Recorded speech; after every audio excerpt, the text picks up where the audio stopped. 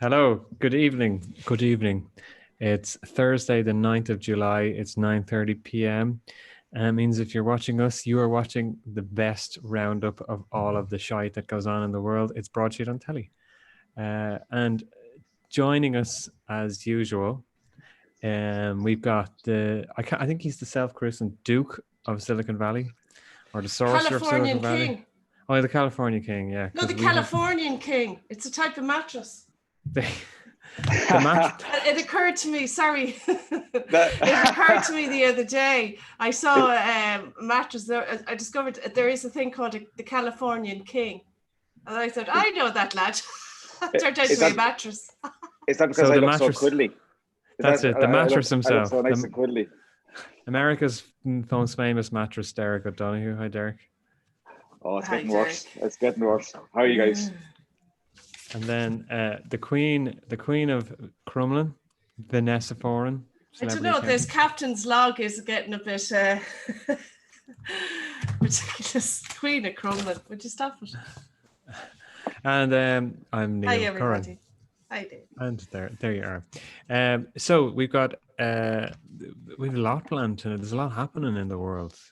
How are you both doing? First of all, most of it is whinging and bitching. That's what it is. Vanessa, have you been to the pub? I was at well, it turns out to be a pub. I thought it was a restaurant last week on Saturday night in Rathmines. I went to the Blackbird. It's the old Rathmines Inn, viewers, if anyone doesn't know it. Well, anyone that moved to Dublin around the time I did, and we all lived around Rathmines, you'll notice the Rathmines Inn. I remember it well. Was it a pub or a restaurant?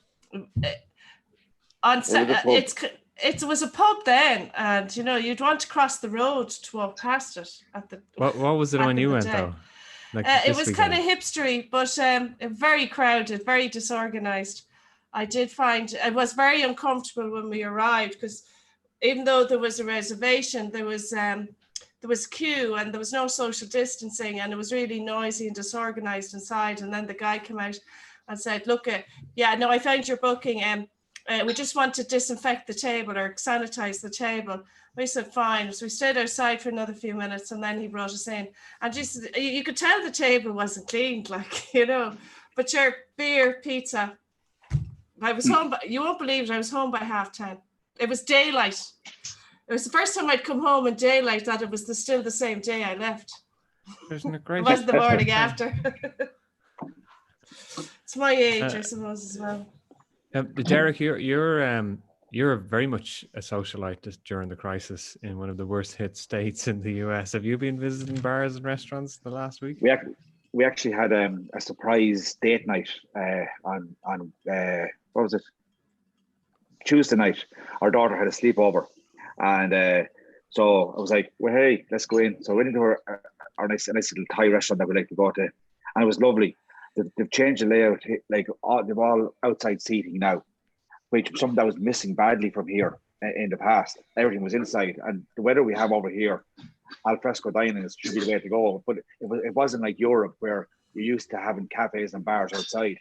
But now all the bars and restaurants have seats outside, and it adds to the atmosphere because you can see what's happening in other places, and it feels more like a European city. So we had a lovely meal, a bottle of wine, but by 9 o'clock, everywhere, bedtime. They like to go to bed early over here. But like 9 o'clock at night, we were the last two leaving the restaurant. Tables were up everywhere else, and so just the one Silicon Valley is, to be fair, Silicon Valley is like that though, Derek. We might have an extra glass as well, Vanessa, just to top up, for the road. Wouldn't be greedy. What is this al fresco thing that it's not as common over there? Because I love eating outside. Is it because like the air conditioning, the Yanks can't go anywhere without air conditioning?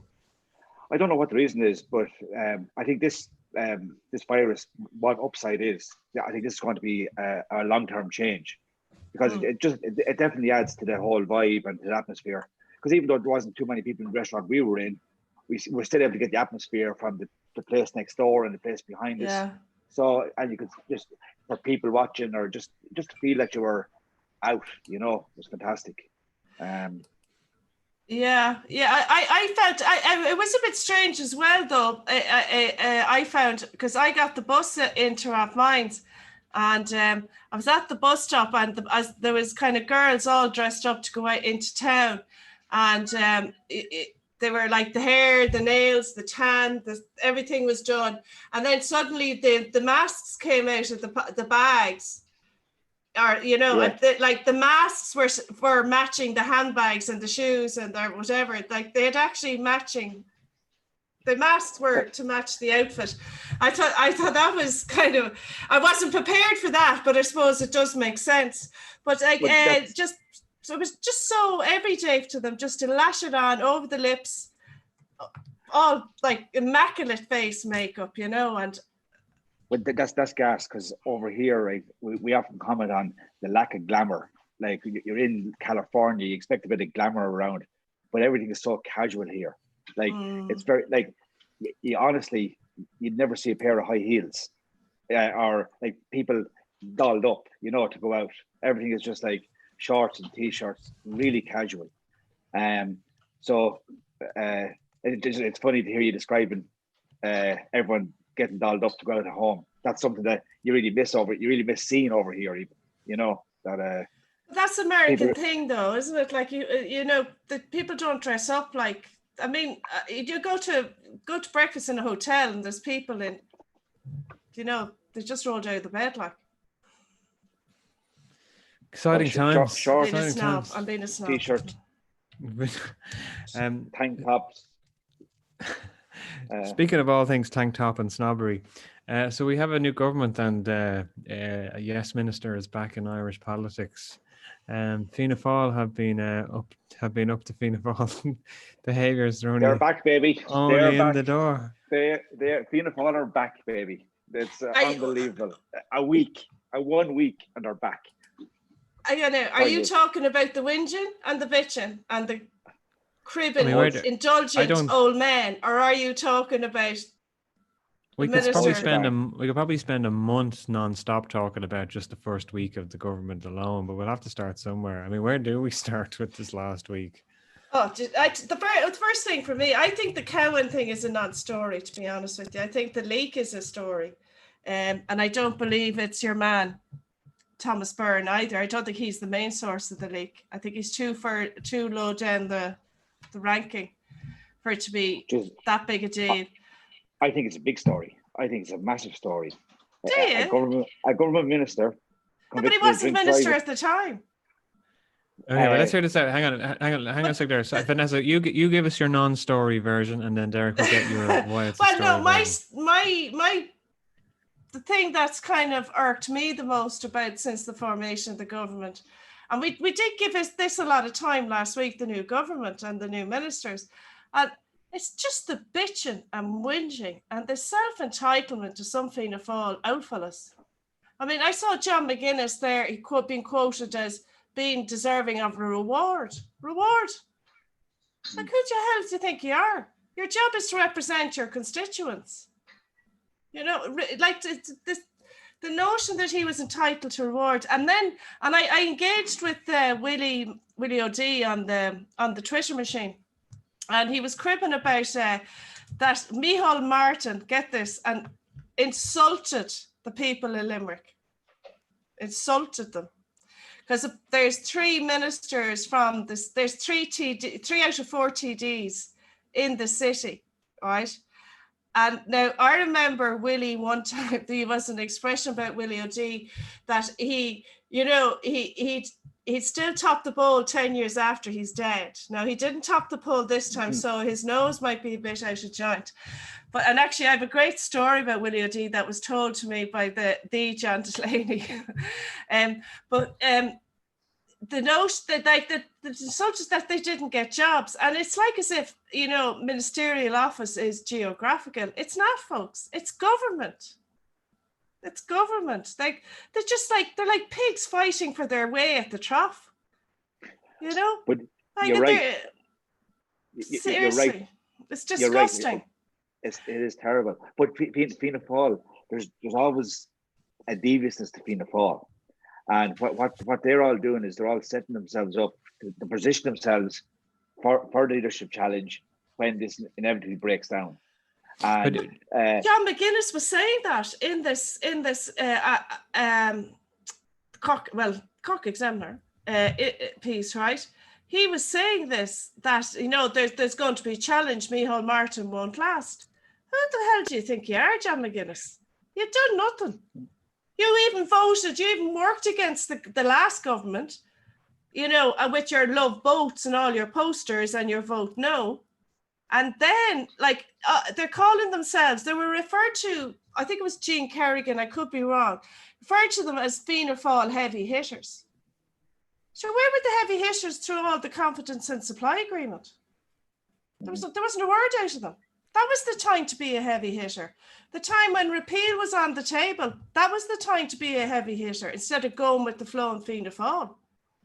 No, the notion that it was reward years of indulgence of achieve. Name the legislation that they have put through, the lives that they have changed, the progress that they have brought to this country. Put that in front of me and then tell me, do you deserve to be around the cabinet table? Because I can't see anything. So I don't see any reason why you shouldn't be given to new people. So why again was the Cowan thing a non-story, Vanessa? Well, it's fed on from this bitching. Brian Cowan has got a great job. For a rural TD, AG is the best gig. It's the best gig. And it's a huge department, right? And Derek O'Leary, who's chief whip, made no secret of his disgruntlement. He was the first kind of to come out and say he had a conversation with Micheál Martin and that he had expected to be asked to lead a big department. And he actually got quite personal on an interview over in whatever, Mayo West FM or something. And that set the motion about them all getting a bit bratty. And then the story of Brian Cowan. And I knew straight away it was Fianna Fáil, it was a Fianna Fáil leak. Knew straight away. And now the tweet came out last night with Fianna Fáil activists in Meath saying it was Thomas Byrne rang him at 1:30 in the morning. Who rings another fella at 1:30 in the morning? Unless it's like a pisshead giving out. And his constituency also elected Helen McEntee, who's now the Minister for Justice, and he's cribbing that he hasn't got a senior ministry as well. He's only in the door since 2016. Derek, yes. So this is a story from your perspective. Tell us. Well, anytime a government minister is breaking the law, has to be a story. I granted that. What law did he break as a minister, Derek? No, sorry, I granted it was before he became minister. But if you want to pick somebody to be a minister, surely there has to be you have to be a fit and proper person, right? Like say running a company or whatever. And surely a little bit of due diligence would have checked out to see, okay, well, if he's broken the laws, if he's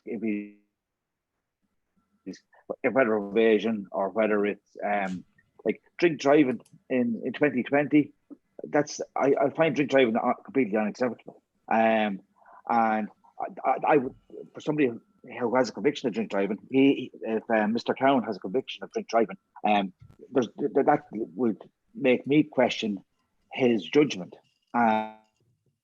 and his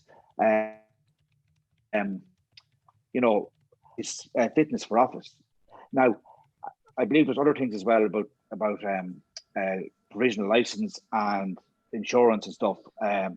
But just the very fact that he has a conviction for drink driving, in my mind, should disbar him from being a minister. Also, the fact that he's a Cowan from Offaly, and it's an alcohol-related story after the Galway Gate from years ago. It seems like there's there's an issue around alcohol there as Oh, well. so you're okay there now with the sins of the family. So it suits you now. It suits your narrative now. You weren't a bit impressed when I introduced it last week with Dennis and Norma Foley. Well, I'm still giving her the benefit. I'm still giving her the benefit. I'm giving her the benefit of doubt. She hasn't done anything yet. Give Barry the benefit of the doubt. You look at it this way. His brother was a very senior, it was Taoiseach at one point. He's had senior ministries and he didn't get it quashed. Now you look at all the other elected representatives down through the years that have looked at got stuff quashed and squashed. I think there is a disparity in the treatment here where in the media that this wasn't as big as people. It didn't get blown out as the same way Claire Daly's breathalyzer tests was viral in the days of, she was below the limit, and she was taken away and handcuffed. Barry, yeah. I think the funny thing of it all is, I actually think it's quite hilarious, Minister. Right? I think it's funny because you're a typical young fella, right? You're like, it's like, I can understand somebody in their 30s not still driving a provisional. They were off getting a college, they were getting qualified, the insurance was too high, they were traveling, they were chasing, getting on, running around, not saving for the car, not saving for the insurance. And then when you settle down into your 30s, you might go and get the old driving license sorted. We've all done that. That's where we all were at one point. But to be in your 40s and how a rural driver was ever not pulled up for driving on a provisional, it beggars belief. But he just strikes me as the lad that was just spoiled rotten. Never did it. I don't think the behaviour should bar him. If he'd got it squashed and quashed and tried to hide it, I would say yes, there's a question of integrity there and responsibility. The drink driving thing is pretty shameful. But that's rallying around. That's actually going to turn around and put a wave under him, given the amount of rural TDs that are trying to come up with a workaround for rural Ireland. You're giving him praise there. You're giving him praise there for not being corrupt. Like, you're giving him praise for not further. The bar is very low in this country. It's quite remarkable. Yeah.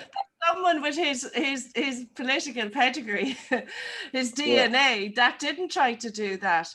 I think the bigger story is the fact that it was leaked. I think it was the bitching about not getting the jobs that these people felt they were entitled to. Not that they were qualified or the best person for the job. There's no form of meritocracy here. They felt they were entitled to. That's what triggered this off. And now this tweet that came out about Thomas Byrne, who's a junior minister. Brian Cowan's a TD longer than he is anyway. He even as a spokesperson when they were in Makia opposition was a minor ministry anyway. Barry Cowan was a spokesperson on a big ministry. I'm not saying Barry Cowan is going to be the best minister for Ag ever. I'm not saying that at all. But I think the story is the fact that within the party, this is what you have. I don't believe Thomas Byrne is the key source of the link of the league, and I know I'm not alone in that. Right? I think it's senior. It's further up the ladder within the Fianna Fáil hierarchy of elected representatives. But what I would say is that it demonstrates that this is the party of government, and it just shows that they are not sticking to strategy, which is the programme for government. And they've expected the Fine Gael and the Green Party to sign up to this programme of government, and their own party aren't even signing up and sticking to the plan. What does that tell you about Fianna Fáil? It's a very sad state of affairs that its elected representatives have to conduct themselves like this, and they're the party of government. But if they can't stick to strategy, simple strategy within their own members, how is Micheál Martin expected to lead the Fine Gael quorum of ministers and the Green Party, as well as all their backbenchers. And that's all after a week. You're 100% right in what you're saying. And it's not even like 6 months in or a year in. Brian Cowan isn't the problem here. He's not the problem. Well, I still think drink driving is a very serious offence. You know, it's and so much has been done in it to try and improve it in Ireland. And now look, I'm not holier than thou, right? I'm sure that I've made plenty of mistakes in my lifetime. But one thing I'm adamant about is never even having one drink and driving, because I don't trust myself for starters, and I just don't do it. And I think there's a lot of people in my generation and younger who don't do it and who wouldn't do it. And we grew up in the countryside, you know. We one of the friends always drove, and there's a sense of entitlement there to somebody who thinks they can get into a car after a few drinks and take risking other people's lives, risking their own life, but more importantly, putting other people in danger. And yes, it was before he was minister, but it's not like ancient history. It's only a couple of years ago. It's only 2016, I think, the conviction was. So he wasn't like young and foolish. He wasn't like no, and that was why I was making the case that it's like you think he'd have got all this out of the way in his 30s, you know. Yeah. But like he was in his 40s at this stage. That's not intended to be ages, so calm down, everybody. Yeah. But like there's something a bit spoiled bratty. The youngest lad in the house, he was probably spoiled rotten by all his older brothers and sisters. Do you know that kind of thing? There is no excuse for drink driving. There is none, and I don't care where you live or what you do. There is no excuse for it. But I think what the story we have now is that we have a government minister that is actually being attacked by members of his own party, not from senior public servants or the opposition. The opposition have nothing to say about it, only Alan Kelly. Yeah. Oh, you're right. You make a strong point about the divisions in Fianna Fáil, and like, you know, it doesn't bode well for government. You know, like that. As first week into it, that this is happening. So totally. that is a very strong point, and I mean, that is a big story in itself. But I think betrayed the purpose of government. I think both of them can be big stories. You know, I don't think, you know, I suppose Trump's strategy over here is deflect, and like. Every half day there's a new big story, and people can't focus on like two stories at once, or you know, and I think it's fair to say that both of these are huge stories, you know. But we've had nothing but news this week. It's been go. I'm exhausted. I need a holiday. I've nowhere to go though. The news trying to keep a straight face. What do you think, Neil? Captain. Is he still there? Is he gone? I'm here. Jet lagged. I'm here. You have me worn out. So where's this going to lead us? Where is this going to leave us then? If this is week 1, where is this going to leave us now in week 2, in week 3? But can I just say, it's not the only government thing. I think it's very, very strange. The Minister for Children, and his controversy. I'll put an end to that now. I don't know the man, right? And you know, I don't think gayness is a problem. I think that battle has been won long ago, right? Nobody cares anymore about homophobia. Don't get me wrong, homophobia is still a real issue. But I think for him to come out and use homophobia as an excuse for what he tweeted, I think is unfair. What did he tweet? Okay, so he tweeted a picture of himself with this guy from England, Peter Tatchell, and he was saying what an honor it was to have this legendary activist marching with him. Tatchell has some very, very disgusting and controversial views about the age of consent, and he had some comments about children as young as 9 having very positive sexual experiences with older people. Now he has he has since said that the Guardian misquoted his letter, but I didn't see him taking any legal action to get it rectified. Yeah, but you're talking about Peter Tatchell there. But just let me make a point. He also had a chapter in a book for the Paedophile Exchange Network or something like that, whatever it was called, which he said he was tricked into writing. Now, again, you can't be guilty for being in a picture with somebody. And I'm not saying that the minister shares this man's views, but my problem is this. First of all, he blames homophobia for him even being questioned about it. Second of all, he said he didn't know about the comments, which, okay, fair enough. I'll take him at his word on that. But then when he said that, he didn't come out strongly enough and say that those comments were abhorrent. He said he said he thinks that Peter Tatchell has qualified or put in context his comments.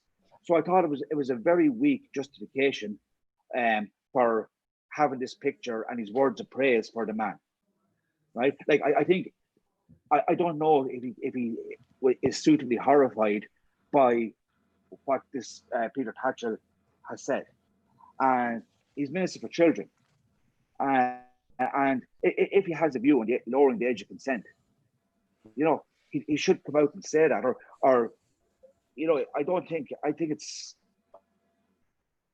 Well, he's a minister now. He's a minister now, so his own personal views aren't. I actually think he's professional enough to know that his own personal views are not his job anymore. He is the job of minister, and he's got quite a very complicated brief as well. But the tweets that were there, and I saw some of the tweets, and I've seen all this before. It is homophobic. It is absolutely homophobic to say a man in a gay relationship with no children is any less qualified to be a minister for children. Who said that? But you see, that's the tone. They were the messages, and Catherine Sapone got them as well. The fact that Catherine Sapone was an absolute shit minister had nothing to do with the fact that she had no children or she was in a gay relationship. Nothing to do with it at all. She was just shit.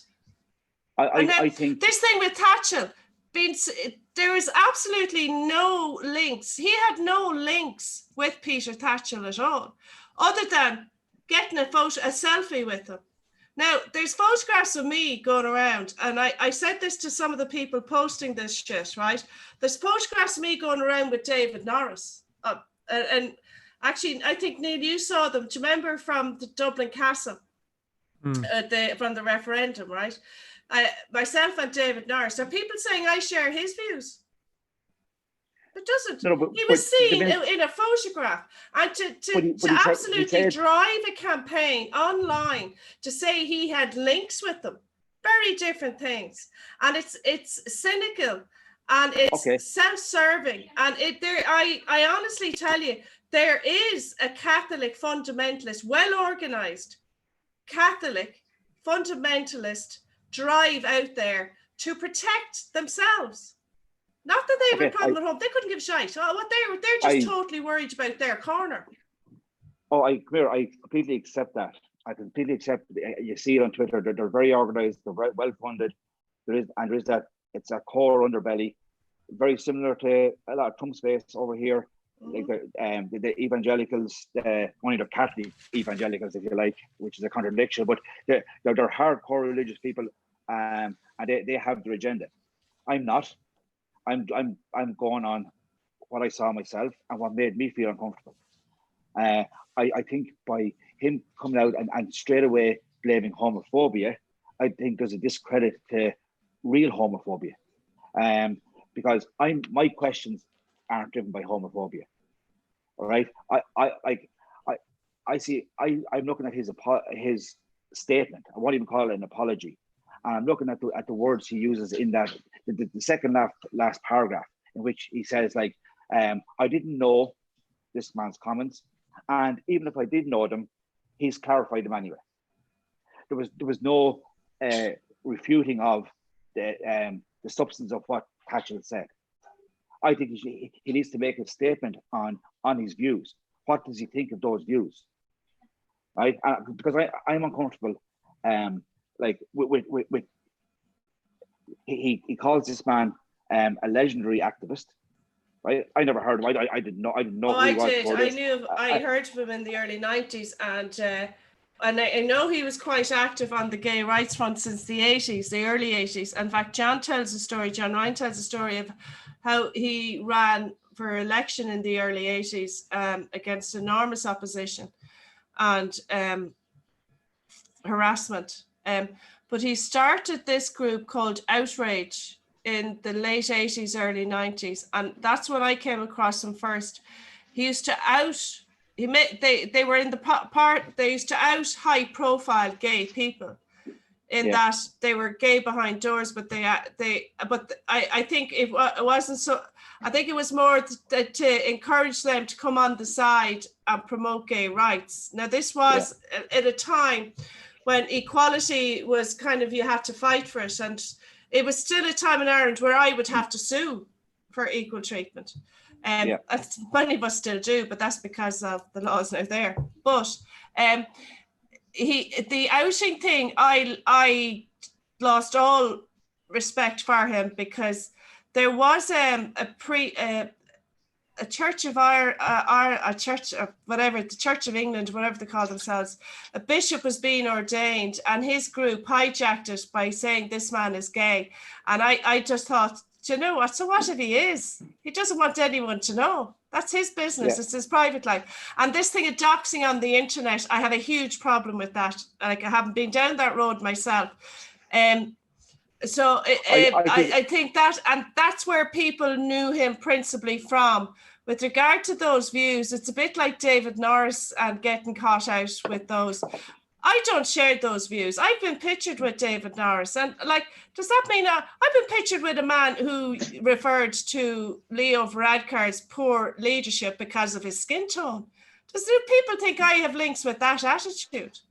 No, you know, I've been pictured. I'm talking about his statement, though. Right, I'm talking about the minister's statement. I thought it was a perfect statement. Like Trump's letter was perfect.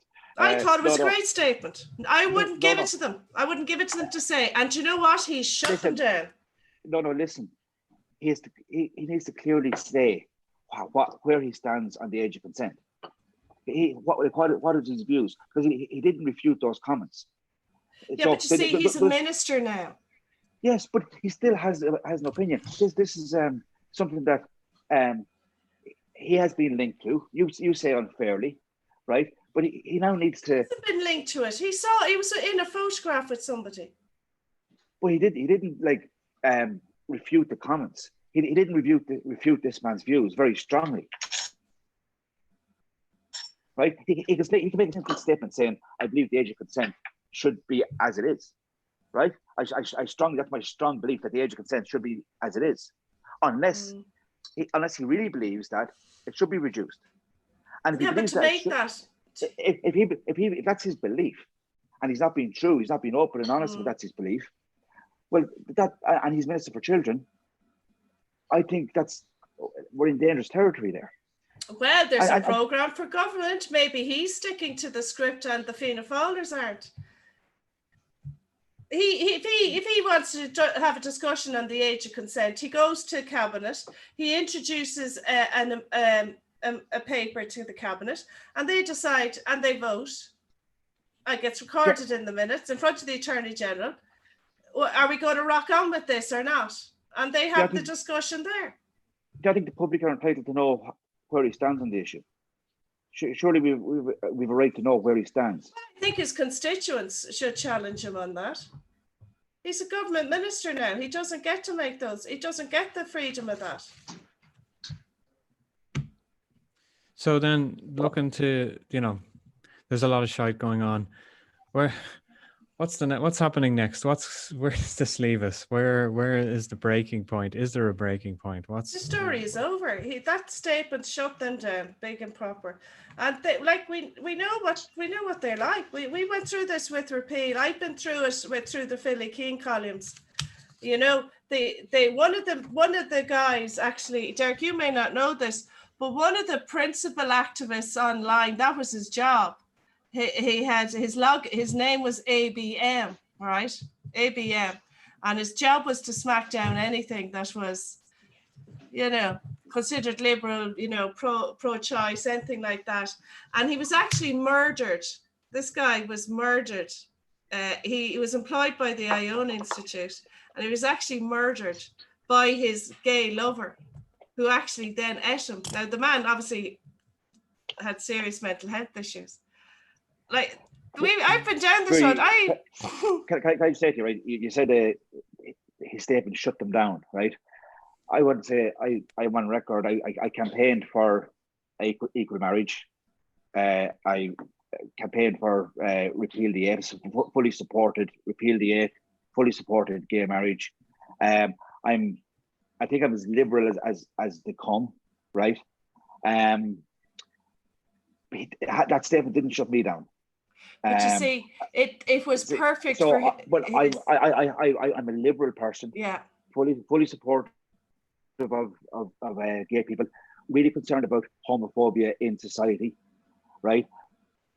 But that statement, I have questions about that statement. I think yes, on his personal views. But you see, what he did there was he answered as a minister on behalf of his department and on behalf of the government that he sits on. Now, as to private and personal views, they're not entitled to know them. Go to his constituency office whenever he's sitting in his clinic and have a face-to-face with them.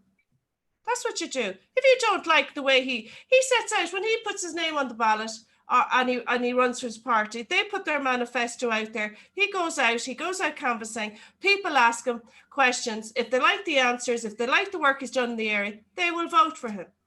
But in his role as a minister, he was dead right not to get down in the dirt with all them.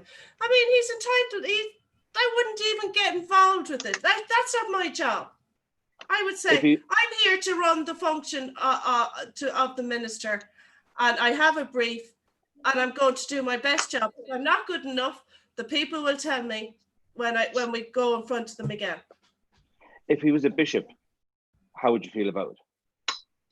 If he was a bishop in the Catholic Church, and he was, and he was seen with Peter Thatcher at a gay pride march. I'd shake his hand. If he was seen with Peter Thatcher at a gay pride march, I'd say, well, fair play to you. Maybe you could go to the Vatican now and have a chat there and figure out why is it that there is this resistance to allow priests either to have relationships. On that note, so is this the mic drop? No, this is not the mic drop. So again, where does this leave? Derek, does this leave obviously we're off to a certain start from a Fianna Fáil perspective, but where does this leave us in the bigger picture sense of things with the government, with confidence around the coalition? Well, there's controversy around 2 ministers already. There's the divisions that Vanessa has mentioned in Fianna Fáil, that seem to be clear, and that are hovering, waiting to pounce at their opportune time. Did some other minister make some comment about cocaine and RTE? The new minister for drugs. They're all taking cocaine out. Can I just say now, we don't take cocaine here. We're cake. We do cake. Can I say, I've been talking to some people from home recently, and they're very, very concerned about the amount of cocaine available in small rural villages in County Carlow. And they said it's rife, that it's really out of control. And it's a massive problem. Some of the stories they told, like I couldn't repeat in a public forum.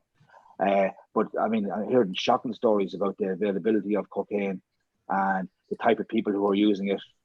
And so this minister makes a statement about cocaine and RTE, and then he backtracks and retracts, instead of, like, again, we spoke about before, having a conviction, and going, if he knows something, we'll stand up and say it. And like, if don't be backtracking if you do know something, He also said so something to answer the question, Neil, that's three controversies in week one, right? And we still have coronavirus. We still have heading into a recession. We've Sinn Féin going having parades, funeral for Bobby Story. But it's sort of the new slut shaming anyway, isn't it? This who's breaching guidelines or who's breaching regulations. Huh. But there was a very interesting tweet from someone I know. He's a former minister himself, but he tweets under a different name. And he said one of the reasons why people are very quiet about Barry Cowan is there's an awful lot of lads and in there with convictions themselves. Well, we can't speculate on what we don't know yet. Well, we know one of them had. We know Pat, the guy in Cork for the Sinn Féin TD, has a conviction. Yeah, it's true. So, also sticking with the government, sorry, just one thing that won't change is teacher bashing. Ireland is an absolute horrendous country for teacher bashing. It's like the favourite pastime. I think we get lots of clicks on News Talk or the Irish Independent or the Irish Times website because they run the same article, the same argument continuously, and it's relentless. And it doesn't happen anywhere else. In the United States, they have Teacher Appreciation Week where parents bring in lunches for teachers, and you get presents. You get like Starbucks cards or Amazon gift cards, and there's this sort of a week of let's celebrate teachers, and you might get a little gift at Christmas time, a little Amazon voucher or a little Starbucks or Pete's Coffee card with maybe $20, maybe even $50 on it, right? And it's lovely and it's nice to get. But in Ireland, what happens is there's a call into Joe Duffy, and there's a week spent discussing whether teachers should get little gifts from their students at Christmas time. Now you have the whole going back to school in September or whatever, and automatically teachers are the enemy because they're raising questions about safety, and like people are just again out hammering teachers. They don't want to go back to work. It's not true. Everybody I know wants to go back to work. They enjoy their jobs. They work hard at their jobs, right? But there is legitimate concerns with safety. Israel has just opened up its schools, right? 2 weeks ago. Guess what? Shut down yesterday. Why? In one school in particular, the virus went rife. 130 kids, 14 teachers, all have coronavirus. So the Israeli government have now said they shut it down. The virus spread faster in schools than it did in bars, in nightclubs, or anywhere else. And like anybody who knows anything about kids would understand that. Like when you go back to school in a normal year, the classroom gets all the sniffles. People by October, everybody has had a cold or a flu contact, and germs spread, right? But there's this agenda to get people back into classrooms because they don't view teaching as really education. They're not really that interested in education. Some people are, obviously, and especially for disadvantaged students or students with special needs. But a lot of people see it as a babysitting service and want teachers to take care of their kids.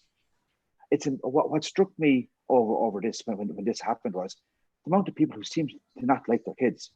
They want kids they want the kids out of their house.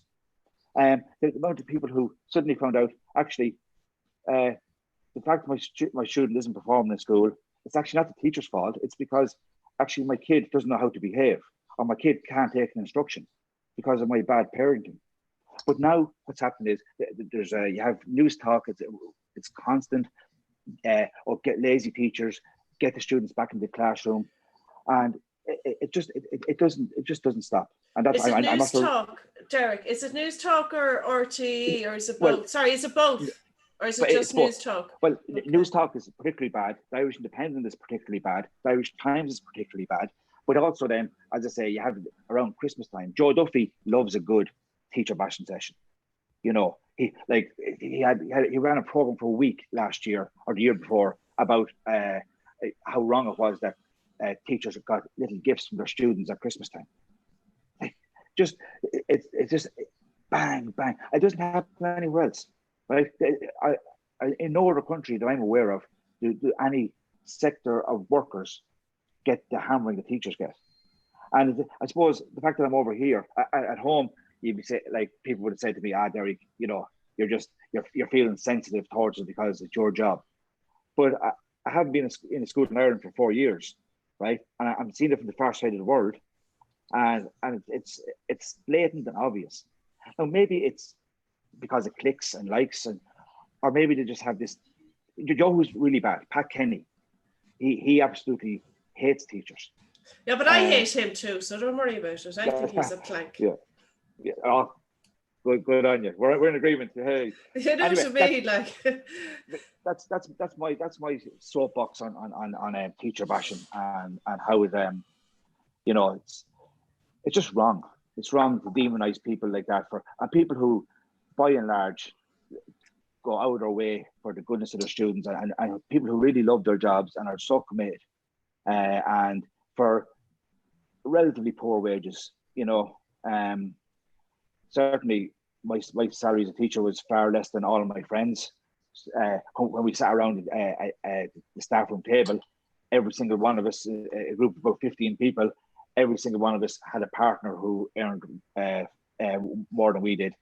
So, and yet other people go about it, like, we're not politicians, we're not in the public eye, and yet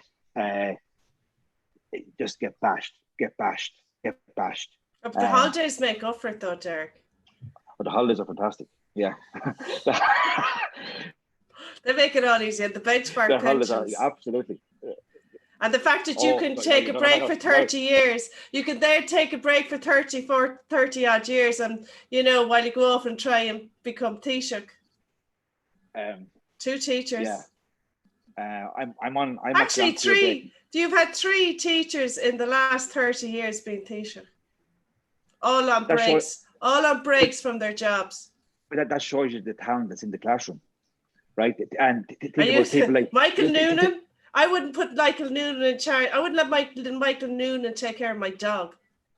But actually, I wouldn't. I wouldn't let him anywhere near us. But Brian Cody is a teacher, for example. Like there's my point. You're proving my point. I wouldn't put these people in front of children. Brian Cody, the Kilkenny hurling manager. Good. No, did you ever see the way he carries on the side of the field? I wouldn't put him in front of children. Michael Noonan, I wouldn't put him anywhere near a human species at all. I don't know. Actually, I blame. So, if you want Limerick, if you want to know where you're not getting any ministers, that's Michael Noonan. You elected him again and again and again, and he should have been put away. So, Derek, then what's going to happen? You're familiar with education. No, he's not. No. My very good friends are teachers. My friend and mentor Blanche is a teacher, very well known teacher. He knows that Neil knows that this is a subject that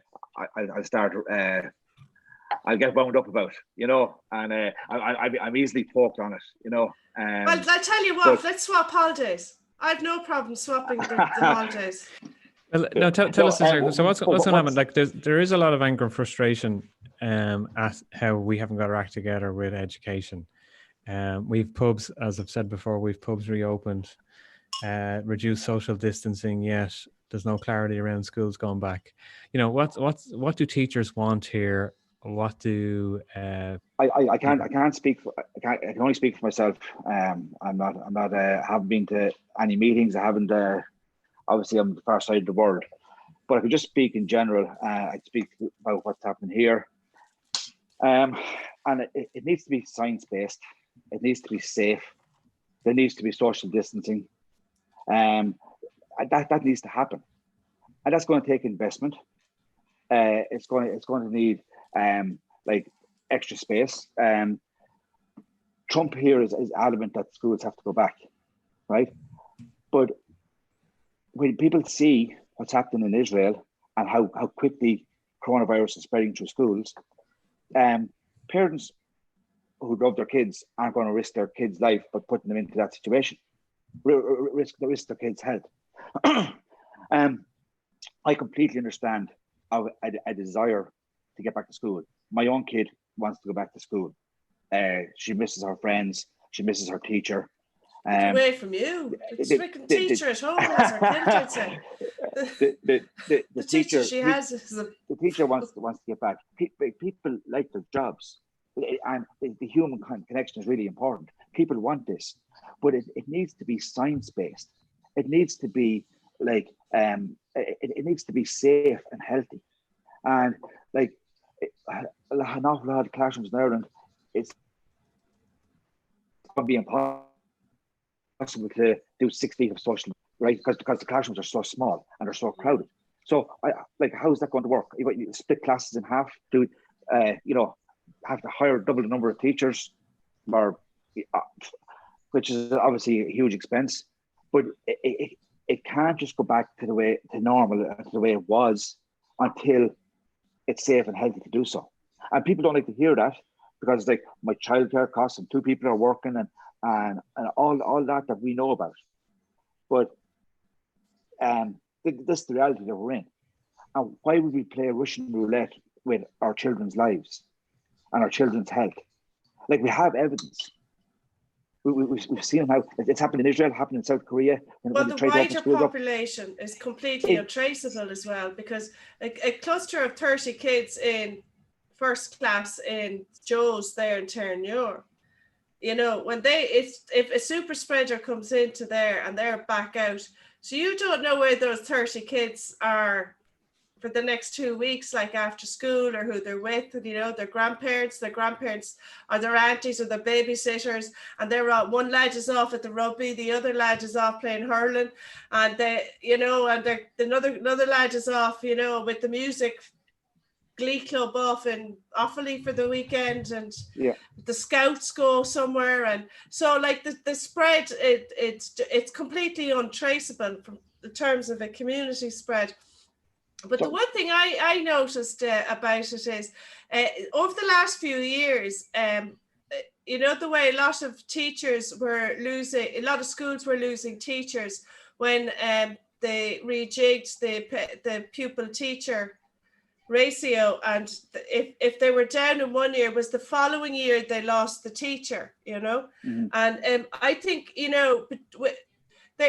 I'm not saying this is, I don't want this to be exploitative, but there's an opportunity there, with more and more people working from home, and the whole re-look at things we have over the last couple of months, in terms of not everything has to be in Cork City or Dublin City or it's central Galway or Limerick City, you know what I mean? That there's the rural schools should kind of might come into their own again. I think it's an opportunity for that, for parents to not so much even have to relocate, but perhaps consider another school that just might be that extra 5 kilometers away. Can I just say something positive, because I sound very negative there, that there are some positive things. I think in Germany, because cases are so low, I think that they've had a successful reopening of schools. I think Norway have had a successful reopening of schools as well. My own little one, her swimming is back, and they do it very, very well. They social distance the queue up on the way in. They're screened with questions, and then they go swim in the swimming pool, and they come out the entrance to the far side, and that's working. Touch wood, very, very well. Will kill it. Well, there you go. So but we need to see what works. Like, examine all these things, and don't just say, like, don't make it a political football. Don't make it ideological that we have to go back to schools. We go back to schools when it's safe. We get the best science available to us, and we try and implement that as well as possible. Right? Chances are somebody's going to get sick in school. But if we go back and it's like there's outbreaks all over the place, then we've failed. Like there will be isolated outbreaks, and that's something we're going to have to live with and deal with. But we should take every precaution possible before we take the risk of opening it up. And blanket calls for schools must reopen now it's intellectually dishonest. And it's there for like the populist outrage, you know. Well, it is populist. It is populist. But I do think the teachers, well, certainly the way the unions, there doesn't seem to be a particular, well, there doesn't seem to have been a congress of the teachers' trade unions, you know, and I need to be careful here because a number of the teachers' unions actually are credit unions as well. So I'm not kicking off about the unions themselves, but it just as a congress between them, they don't seem to have come up with a unified approach. They're terrified of a bad headline, Vanessa. The teachers union, and they have been for years. They're terrified of negative coverage. Is that why then individual principals are just running with their own campaign and are on the wireless? And well, each principal is responsible for their school. You know, I mean, they're the secretary to the board of management, and like they're like the Taoiseach of their own little republics. You know, in so many ways, and schools are all run very, very differently. And I've no doubt that there are some schools that have more space and be able to come up with more effective solutions than other schools based on the way the school is laid out and the classrooms available and so on. Right. So like there's every school is so different, you know. And you know, again, I can't speak for the principal. I haven't been aware of what these principals were saying. I'm not sure how it's weighing out whether principals are calling for back or not. A good case. I read there was a good case. I won't give the location now, but it was basically having a panel of 15 subs on retainer for that county or that area, and those 15 subs only stayed within 3 schools each. You know, rather than a sub in one place one day and a sub and in another place the next day. And that made sense. At least you're investing in preparing for the worst and having people ready to go. I mean, worst case, even if you had to split the class up, like you'd have the 9 to 2:30 and then sort of the 2:30 to 6:30 class, you know, coming in, then you could roster, even the subs could fill in there. Or if you have a spare 2 or 3 spare classrooms or a gym that could be just sectioned off, you know, there's an opportunity to kind of reduce class sizes there. I don't know the answer. I'd never have been a teacher, and as my friends would tell you, I wouldn't put up with the parents. I would even when I was when Grania was very small and I was having to do the school run. Jesus, the schoolyard! I tell you, they are all mad. They're all mad. I remember when Neil, do you remember when you had your baby? I said to you, whatever you do not go into the schoolyard. Stay away from other parents. I wouldn't have the patience for it. I wouldn't do your job. I would for the holidays probably, but I wouldn't deal with those parents. So most parents are very, very supportive, and like, you know, like it works well when people are, when it's a team effort and people are on the same side, and you know, that's when it works really, really well.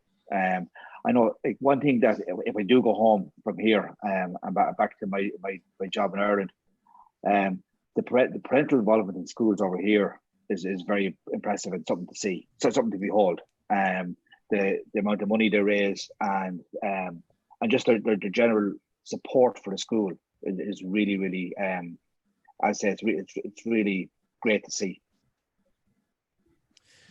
Well, I don't know, Derek. Again, anecdotally, I speak to a lot of very unhappy parents with regards to, like, if someone even said to me, why don't we get everyone involved to take the pandemic payments, seeing as there's no classrooms open, and see how quickly that focuses the mind, which is a fair comment, given it's now July and we still have no sign of classrooms open. I'm winding up a little bit, but just the point being, anecdotally, certainly from people who aren't in education that I'm speaking to, are quite concerned and frustrated at the lack of clarity that we're getting on the topic. But that anger should be directed at the minister. That's not the teacher's fault, right? No, I get that. No, I get that. But teachers do have a part to play. But there's teachers in every school in Ireland scratching their head and discussing and trying to come up with ways in which their school can work. But that's what I mean. I mean, the teachers have a role to play in that regard. That they that is an option as they come up with solutions. But it's just interesting that Professor Luke O'Neill from Trinity, he spoke on News Talk a couple of weeks ago, and he mentioned research that was done, I believe in the US, China, and Switzerland. I think was the third country. Could have been Austria. Independent research that was done around children and the transmission of the virus, and below a certain age, the risk of transmission is low. That's not to say it's non-existent. Now, he explained it from a science perspective.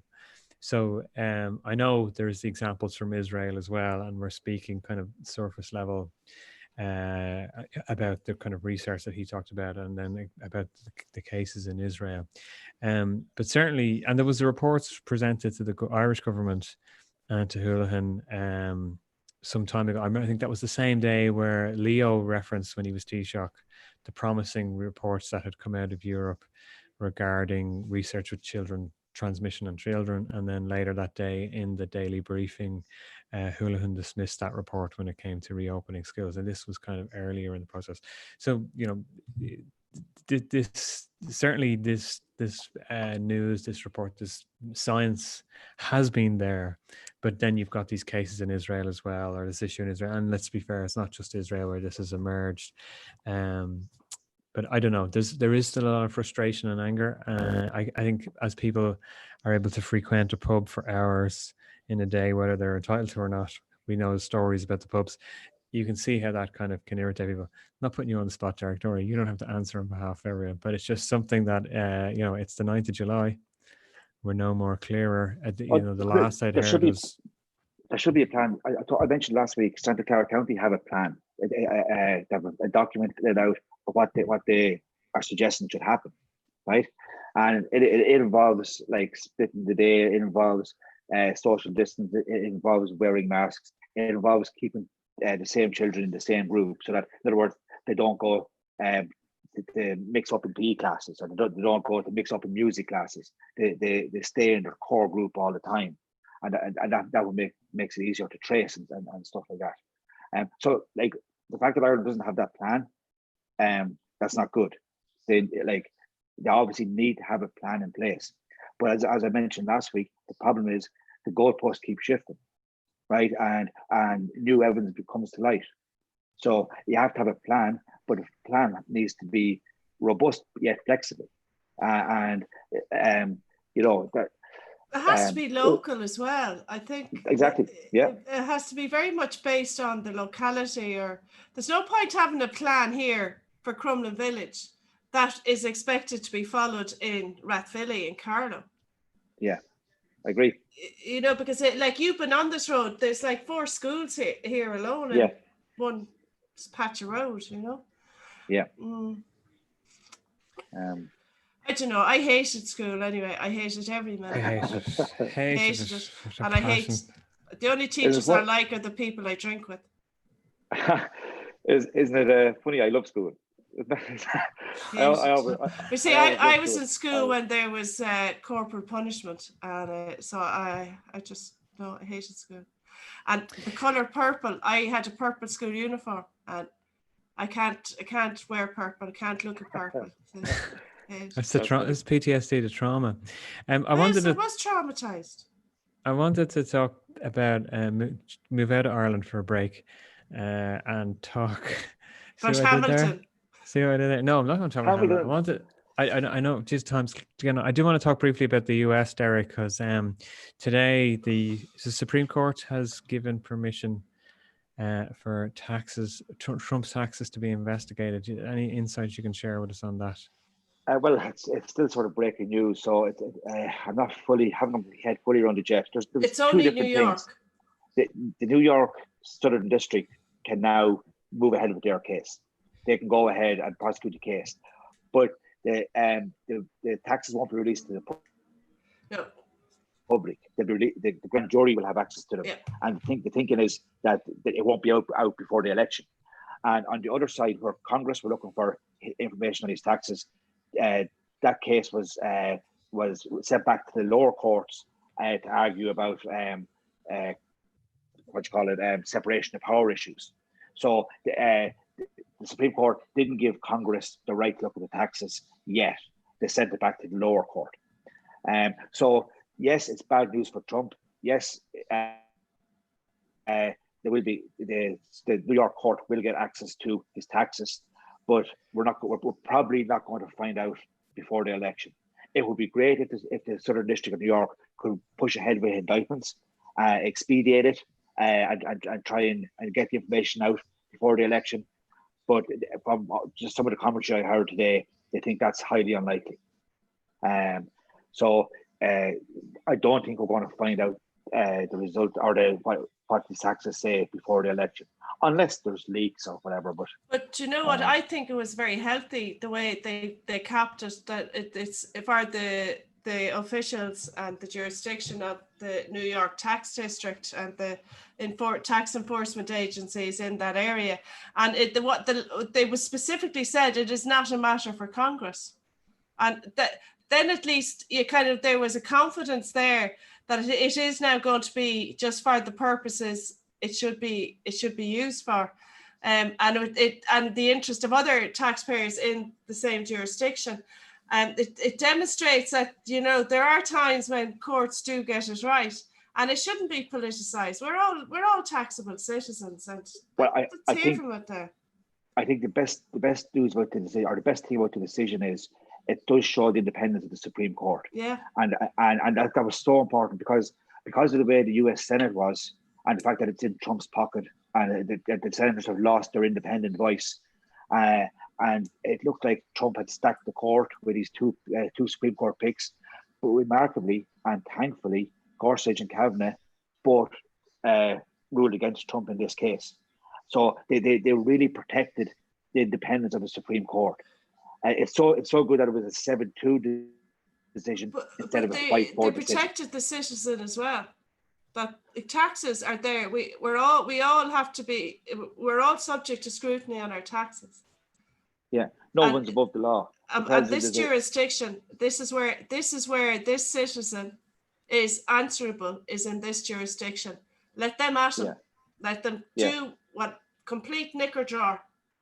Yeah. Empty out. That's it. Congress, none of your business. I think that's not finished. It's not finished yet with the Congress. That's gone back to the lower courts to argue about. Listen, it's gone completely off a cliff there now. Completely, like it's going to get its own channel now, like the Kardashians, fucking with Kanye now, and Jesus, it's just bananas. I have a thing there behind me, viewers. I don't know if you can see it. I have to tweak the camera a bit there. Kermit for president. There you go. That's who you vote for. Gee, it's gone bananas. Feck's sake. Is there anyone in your population? Jesus, shy talking about getting schools back. God almighty, like you can't drum up a decent candidate. I know. Worry less about the feckin' schools. Look at the feckin' state. You could probably vote for put coronavirus forward as a candidate, Derek. It's probably would have as much a chance as. It's a Johnny Depp. I'd vote put Johnny Depp on the ticket. Jesus Christ. There was another Supreme Court decision today as well about the state of Oklahoma, and half the state of Oklahoma has now been upheld as being in the Indian territory. So that's just it won't get much coverage today because all the folks will be on Trump's taxes. I thought that they were looking for protection for their musical. That it is Oklahoma is far more important musical than Hamilton. Do my background. You said you watched Hamilton.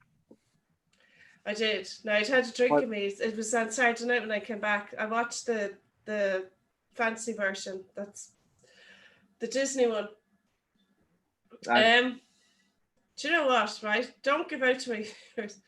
I like the idea of some of it, right? But it is so full of itself. Completely full of itself. There's no singy-songy songs.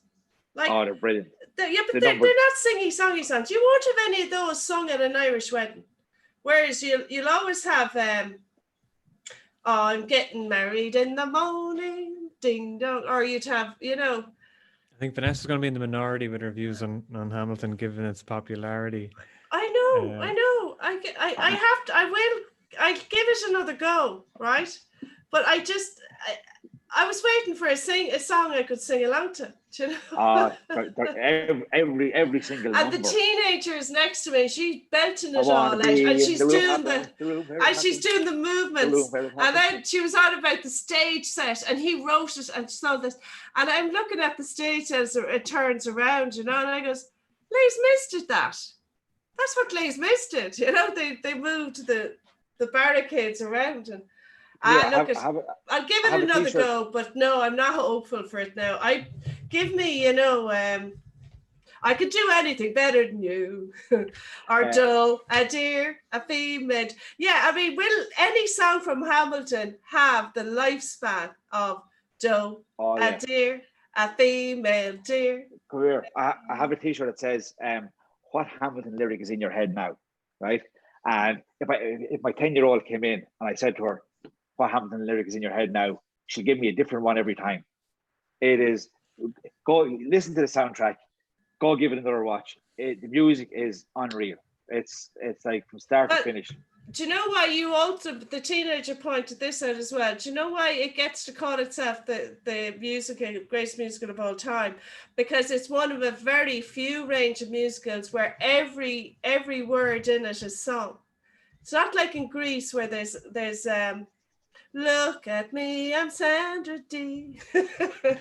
It's not like that. There's script running alongside great numbers as well. Like in High School Musical and Showboat. I mean, come on, lads. The songs in that. Well, I think we'll just have to. Jane. Come on, Neil, lads. did you watch it? No, and.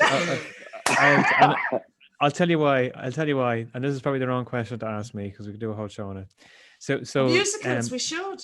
It's a very popular amongst all my American friends, to the point that when they ask me that question, Derek, and I say no, they get very elitist and snobby about it. And that's an instant turn off for me when it comes to watching films, TV shows. It took me about 5 years before I watched Pulp Fiction because everyone was going on about, and Reservoir Dogs because everyone was going on about how great they were and how brilliant it was. Oh, have you not seen it? And then when I watched Pulp Fiction, it was wildly disappointing, as was Reservoir Dogs, and The Usual Suspects as well. However, only the first time you watch it. When you watch it a second time or a third time, you start. Look, I'm going to be honest. As much as I hate to say it, I'm 10% of me is agreeing with Vanessa. When it comes to musicals, it's very hard to top, Charlie and the Chocolate Factory or the Blues Brothers. Sacrilege. Yeah, but I haven't seen it, so I will watch it when my elitist friends, mostly Americans, because they're the history. I mean, my response is always, well, was he a president? He's on the money and all the rest. However, he's a $10 founding father without a father who got a lot further. It's fucking brilliant. Sorry. Stop it now. Yeah, I got a second. But I find this interesting now that Neil is complaining about snobbery on films, and when I want to watch. You're the ones I find you're a bit of a snob when it comes to films. Oh, totally. You roll your eyes when I start talking about, But you know what? I bought a T-shirt. Independence Day. I bought a T-shirt there yesterday, the day before, and I'm going to wear it now next Thursday. Well, I'm going to say what it is. I'm going to wear it on next week's show, just so you'll ask me what the T-shirt is, and then I'll talk about it. And then you'll know what elitism is in movies. I know it's not some art house film either. Vanessa, did you say you were watching some? You were watching something new on the telly, some new bit of entertainment. No, what's that? I don't know. We saw something last night. A film called Loose. Have you seen it? Who's in it? You see, I'm only interested in who's in it. Who's in it? Luce. It's called. It's it's a fantastic watch. It's about this young black kid who he was from Eritrea and he came to America when he was 7 or something, and he became like all American student, a valedictorian in his class or whatever, all-star athlete, and he's two white parents, and it's a compelling story. I'm not selling it very well there because I don't want to give anything away, but he gets into a conflict with a teacher, and there's a lot of psychological toing and froing, and both of us, myself and Pamela, loved it last night. Like, we're on the edge of our seat watching it. It was really, really powerful. A powerful look at race and our assumptions, and how despite ourselves you can find yourself thinking certain things that turn out to be or not to be true. But it's I highly recommend it. One of the best films I've seen in the last year. Well, I've just looked it up there, Derek, and it's totally now. It's definitely one for Neil. Naomi Watts is in it, Neil. I don't know what that means. Naomi Watts. You Well, mean the girl one of who my did favourite actors is in it, Octavia Spencer. You mean the actor who was in that awful remake of The Ring? That Naomi Watts. Jesus, You see. I'll tell you something I watched. I watched the first episode of the Netflix Unsolved Mysteries. Remember Unsolved Mysteries from back in the day? Well, it was more an American show originally. Is this the sort of mini conspiracy, lads? They're only on about 10 minutes long. I was expecting. I only watched one episode, but I was expecting ghosts and UFOs and all the rest. But instead, the teenager watches that shite. No, it wasn't that at all. They're not even decent ones. No, this was the first episode was about a guy, Ray Riviera, who Ray Riviera died in mysterious circumstances. I know that. Well, the reality of his death is very unusual. But what I could explain to you now in 30 seconds was dragged out into an hour-long episode on Netflix with amazing production values, I might add, for what it was. So yeah, I think I could have saved that hour by just reading the Wikipedia page. But still, I'll watch another one. I'm hoping there's going to be a good old creepy house one or something that'll. A lot of Netflix stuff does that, or doesn't it? A lot of Netflix stuff is just really dragged out. A lot of them could. Some documentaries can be very formulaic. Like, as I was watching it early on, I was waiting for the but moment, oh, we didn't tell you this. But we didn't tell you this. And there was quite a few but we didn't tell you this moments laced throughout it, which is like, you could have told us that up front and it would have helped. But interesting. I mean, it isn't interesting how your man died. The circumstances very mysterious and unsolved. So I guess it lived up to the reputation of the show. There you have it. But if you haven't, I will say it again, watch Dark. If you can handle reading the subtitles, 3 seasons in, that's how you do a TV show. It's shocking. Yes, there's sci-fi themes to it, but it's some fantastic acting, German TV show, fantastic performances, and that's how you do it. Well, my binge watch for the summer now, I think, will be Black Sails, the pirate one. I'm going to try and get into that. But do you remember like event TV from back in the early 90s called Murder One? Anybody remember that? No, it was kind of like the star. All right, well, there's no point. If you don't remember it, then forget it. Just viewers, if you do, the teenager started watching that and she did the whole lot in a binge.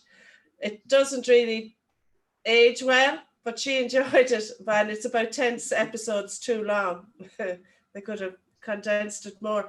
That's one of the things I think that Netflix does, is that they do a complete start and finish. Whereas, like this Murder One, that like it went up to 20 odd show episodes when it could have been all done in about 12. Yeah. Do you know what I watched? And I thought it was the biggest hype shite. It was heavily pushed last year on Sky, I think. Midsummer. Any of you hear that? What's it called? Which one? Midsummer. It's about a cult in Sweden. Yeah, the Irish actor Jack Rayner. Jack Rayner is in it. Yeah. Oh, he gets burnt alive in it. Spoilers. Oh, it's a spoiler alert. Listen, guys, I'll spoil it for you. Don't watch it. Just don't. It's the biggest heap. I'll never look at Flowers again the same. It's not that bad. I mean, The Wicker Man was the ultimate. Not the Nicolas Cage one, the original Wicker Man with Christopher Lee and Edward Woodward. Was it Edward Woodward? I mean, now there's a musical, the sexy song in The Wicker Man. You won't find that on YouTube. Do you remember the sexy song in that? I've never seen The Wicker Man. You've never seen The Wicker Man? That film blew my mind when I was a teenager when I watched it when I shouldn't have. But there's a sexy song in it where so the policeman is a virgin saving himself for his wedding night, goes on the hunt for a missing child, and he's staying in his B&B while the landlady's daughter is in the nude doing a sexy dance in the room next to him. And I'll tell you, that was... Are you going to sing it? Sing it there for us now. What I'll do is I'll do that next week. No, do it there now. I'll do that next week. Give us a send-off. No. That's how you do a musical, though. Actually, there's a great scene in it.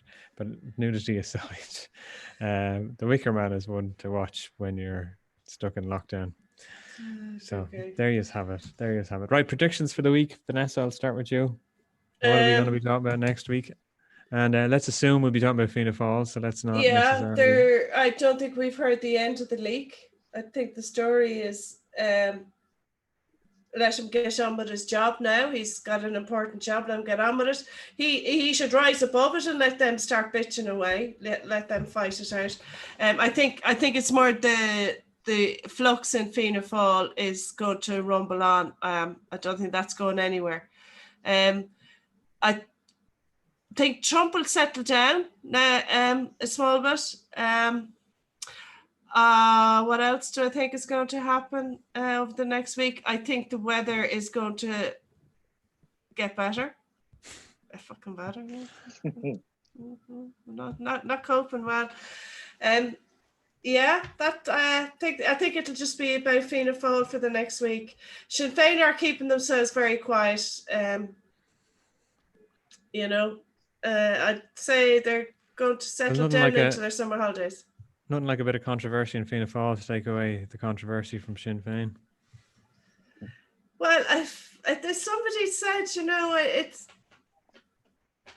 there's one in every house, I think the bigger story and the bigger danger for our government and for our legislators is the fact that the leak came from within the party themselves. That's not good. That's not good at all. I made that case. Just going back when you're asking me about my predictions, just wanted to let everybody know Katie Taylor has got that rematch with Delphine Persoon. And it's the funny thing about it is it's not funny, I suppose. They're actually they're on the undercard.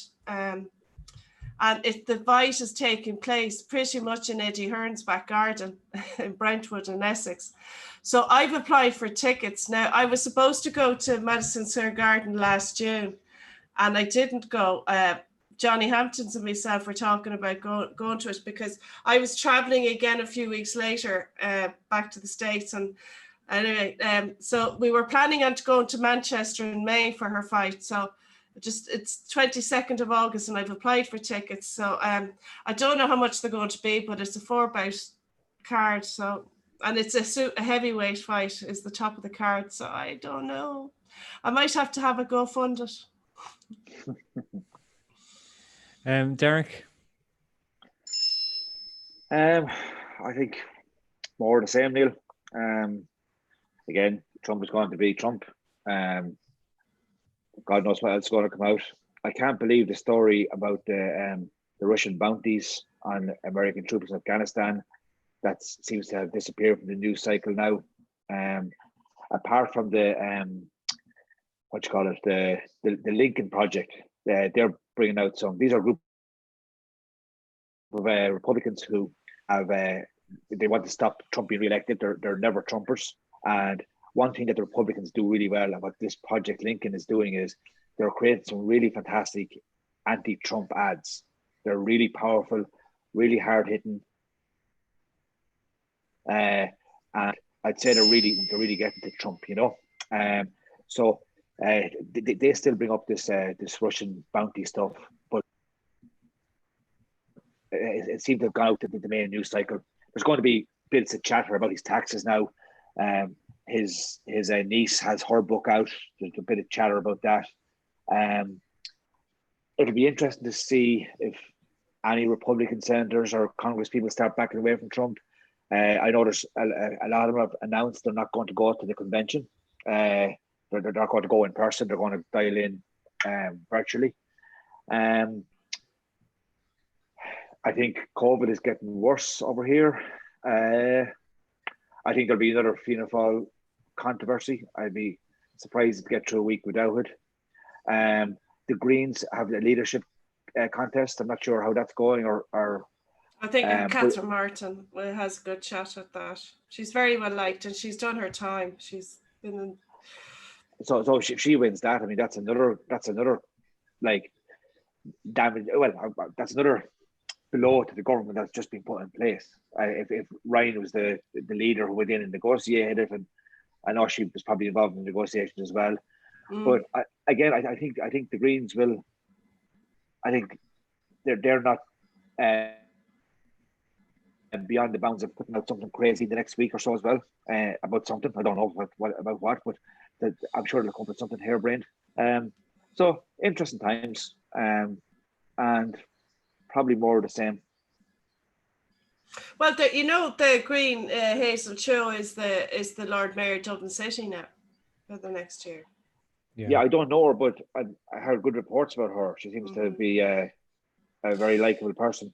And actually, a bit of news is I don't know her at all, but I know her constituents. And the first time she was on the ballot, she got over 4,000 first preference votes. And local authority wouldn't be very well supported in Dublin City. But she pretty much had 2 quotas on her first time on the ballot. And then she got caught up in the National Party. I don't want to give them too much time, but you know what I'm talking about, somebody that doesn't look and sound like one of them. And so she's weathered that. Now in her she put herself up for Lord Mayor, and she would have got it on the pact anyway, but she also attracted votes from the other councillors, not in the sort of rotation pacts they have. And she nominated Dr. Tony Houlihan for the Freedom of the City, and I think that vote got passed. I'm not sure that's a wise thing. I'm not sure in the long run that was a good thing, but sure, we'll know soon enough, I suppose. What was the controversy about the Sinn Féin nominated some guy? Paddy Houlihan. And what happened there? It was like headquarters is sanctioning. I'm glad you brought that up. Actually, he is a Sinn Féin councillor.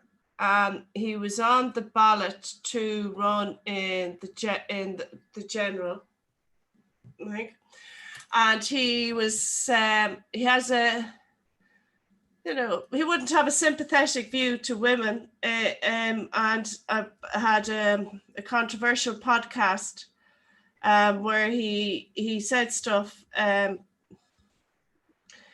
He's been on the edge anyway. He's pushed the envelope a few times. He's a former MMA fighter, and but he did say stuff about girls being underage and then claiming rape.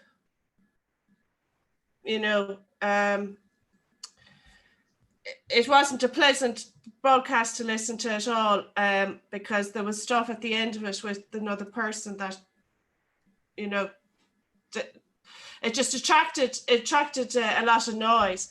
So he was naturally suspended from Sinn Féin. And for some reason, he was admitted back into Sinn Féin. And then the councillors in South Dublin County Council nominated him for Lord Mayor. Now, the 2 problems there is, A, why was he admitted back into the party?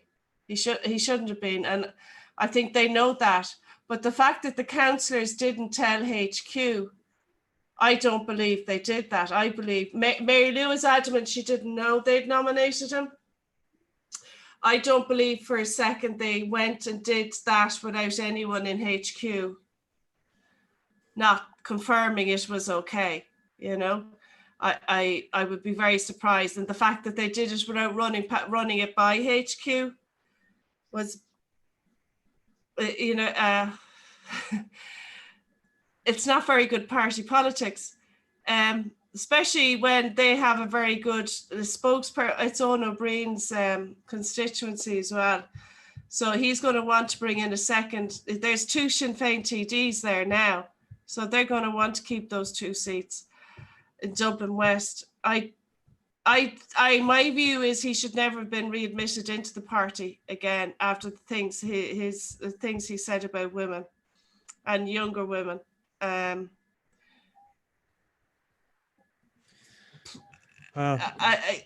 just don't know. It's an internal party problem, but I'm not a member of Sinn Féin, so I don't. We like to wrap up the night, though. We like to wrap up the night. This is why we go into the entertainment, so we can kind of lighten things before we all go to bed. So we'll park that there. Let's have our sing-song instead. Let's. Well, I haven't given my predictions for the week. Yeah, no. That's it. I think that the thing that we didn't talk about this week, the travel issue is going to probably come to a head in the next 7 days as pressure now mounts from Northern Ireland, who have published their green list of countries. I think things are going to get very interesting, Derek, in the States, because are you past that point of no return with the virus? I think in most states in some states you are now. So politics is going to get very, very interesting, as if it wasn't interesting already. And I still won't have watched Hamilton by next week, but maybe Vanessa will have changed her tune. Are you in Spain on this that week? Note, why would it be somewhere like that when we're told not to be leaving our 4 walls, Derek? Sorry, excuse me. Sorry for slandering you. I thought it's a super grass lap. Like it's not it's not just backbench feet of fallers. Come here, if you look at Derek, is Derek's hair, is that what we call a mullet? Is that what the new mullet now? Oh, stop. Is that I normally don't have hair like this. I normally keep my hair very short. Well, I'm 44 years of age, and I reckon it was my last chance to grow it out. But my wife took a picture. My wife took a picture of the back of my head last night, and it's not good. It's not good. It's and your wife says that's usually the best part of you. I'm very, very, very thin. Billy Ray Cyrus. I'm very, very, very, very thin back here, and I didn't realize. So I thought if I could grow it long enough, it would sort of develop into some sort of a shape. Turn around. Just have a look. It's not good. It's not good. I don't know. It's if the hairdressers are open, I think starting to open up again. If the hairdressers are open, I might have a proper haircut by next week. You mean you wouldn't do the ponytail, no? Or the man bun? How are you for a man bun? When I'm exercising, I put a thing on it. Yeah, but you know the man bun is up here. Look, you pull it up like this. Yeah. Yeah. Can you do the man bun? No. I'd say. And what about David Beckham with the little hairband? You know, David Beckham, early 90s, mid 90s. Haven't tried that yet. But my wife has been at me for at least 9 months to get me a haircut. So I think she's finally going to get her way. Is that 9 months hair growth? Yeah. Well, I'd say it's more. It's about 11 months, I'd say.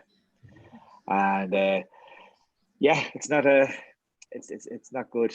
I tried. I didn't succeed. I mentioned in one of my first episodes that, you know, I was criticizing Dr. Bricks for her scarves, and I said, look, I'm not one to be talking on anybody's fashion sense, but this attempt at doing something with the hair has been a huge failure, and I've been ridiculed and abused by everybody that knows me. And I stuck it out, and I thought I'd get to a certain length where it'd be nice. But the fact that it's so thin, I thought it was starting to like not too bad. Yeah, You're curly like years now. Yeah. I thought luscious locks, and but it turns out they're not so luscious. They're very, very thin, and this was pointed out to me last night, and I woke up this morning with the first thought in my head. I'm bald. The back of my head is bald. So, thank you. Well, we didn't want to say it, Derek. We didn't want to say it, but now you've just revealed therapy. all. You've revealed all to our two viewers. I just to do with Vanessa, I'm just catching the Spanish headlines, the Spanish newspaper headlines, translating badly into English. But it's interesting their perspective on Donohue's election, because they were really pushing for their vice president, Calvino, to have that role, and they're talking about how Calvino had the support of the Germans and the French.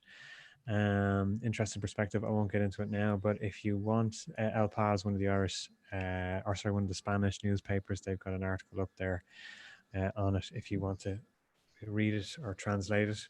Yeah. On that note, I hope Pascal isn't going to push austerity in his new role as chairman of this group. No, I wouldn't think so. I hope he doesn't want to be. He doesn't want to be seen as being like, a steady pair of hands and fiscally sound. He'll be doing his best to protect sovereignty, with corporation taxes definitely be top of his agenda. If you look at the, as Neil just said there, the other contender had the bigger states, like France and Spain and Germany, and Italy. So Pascal Donoghue, the hot Ireland, come on, you boys in green. They must have picked up all the smaller states. They're saying the smaller countries rallied around them. So they won't tolerate austerity. And they do mention in the article the divide, North and South divide in Europe when it comes to fiscal policy. But we can talk about that another time. I'm out of gin. On that note, it's thanks for watching this week. As always, we're looking for your contributions, inputs to the show beyond the chat pit. Big shout out to JDF Reality for his or her input this week. If you would like to give your views, to come on, if you have something to say, get in touch with us. If your name is John Ryan and you'd like to do that, we'd love to hear from you too. But from the Queen of California, Vanessa Foran. Sorry, the Queen of... See, that's how it's late. That's like, that's my bikini wax of California. The Queen of Crumlin, the Queen of Dublin, the Duchess of Dublin 12. Vanessa Foran, thank you, Vanessa. Good night, everyone. The King of California, King with a C. King. Mullet wearing Billy Ray Cyrus implant. Look like the silicon implant. Yeah. There you go. That's a new name of your blog, Derek. The silicon implant. Derek O'Donoghue, thank you. And from me, Neil Curran. See you guys. Good night. Stay safe and stay healthy. That's about as profound as I could get.